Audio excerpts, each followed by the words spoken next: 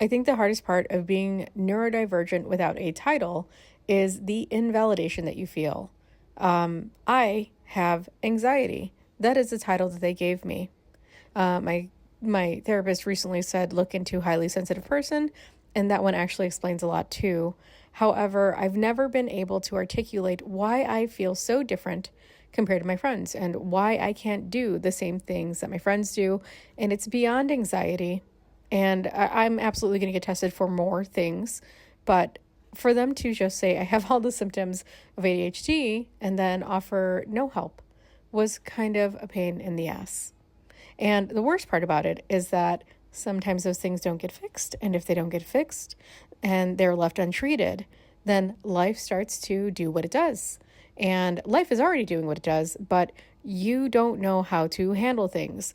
And that means when life changes, you respond in pretty negative ways. And some things, for what it is, there's a lot of growth and there's a lot of understanding. And through counseling and therapy, I know so much more about myself and I feel so much better and I'm doing things that feel okay. And I'm starting to feel safer with who I am. But I didn't realize that I was doing things that other people weren't doing. Now, the crazy part is people who are not neurodivergent are not going to get it. And that weighs heavily on me. After tons of therapy, I'm now able to say oh, shoot, I shouldn't have blamed that person for the way I acted. Because that was all me. But when you're neurodivergent and you've got no answers and you live in a world of masks and in a world inside of your head that doesn't match the outside world or society or the way your friends are, it's really easy to just mask. It's so much easier. That's why you keep your friends away from each other because they all know a certain kind of you and not everyone knows the real you because you're still trying to figure out the real you and what feels safe. And really what is safe because logic has to come into this in order for this to work. So what feels safe is that every day I take very small steps. I share who I am.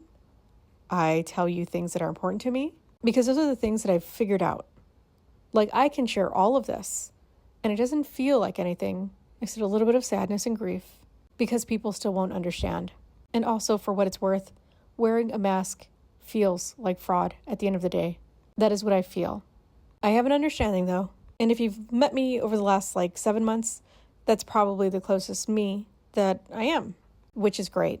Having to destroy everything and having to rebuild everything gives you an opportunity to keep the parts that work, keep the parts that are good, and keep the parts that you want to keep. And it also gives you the room and the grace to accept things for what they are and change as needed. I think my word for this year was going to be pivot because I keep having to pivot. I'm doing really hard things now. I'm using logic and it's uncomfortable, but man, the strides I've made. I am literally uncomfortable in almost every single setting. I overthink it if I text you and you don't text back. I worry about how videos are received. Mostly, I hate the algorithm. I feel like I can do more than before, and I didn't know that I had this kind of endurance and or this kind of discipline. And with all of it, I've learned how to take care of myself better. Because there are people who rely on me, because there are things that are important to me, and because I don't really like who I was before. Or maybe the you that I showed you before. And while I'm still in my head about everything, because I can trust myself a little bit more, I don't get as defensive as I was. And I'm learning that it's okay to just be okay. I guess this is why I tell y'all to just do what's manageable. Because I think that's all I can do.